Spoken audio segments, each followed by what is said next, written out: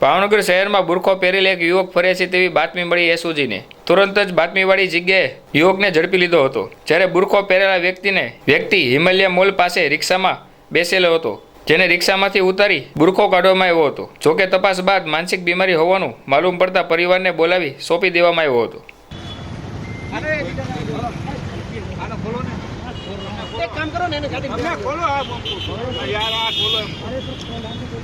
એમનો માસ્ક પેલા કઢાવો.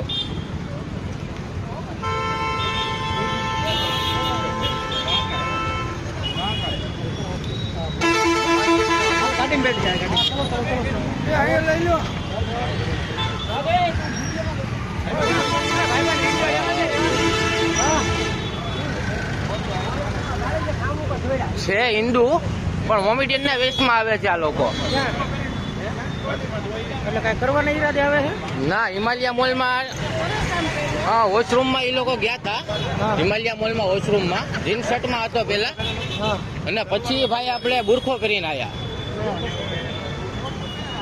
પીસીઆર આવી ગઈ, એ લોકોને લઈ ગયા છે ભાઈ બ્લુ ક્લબની સામે.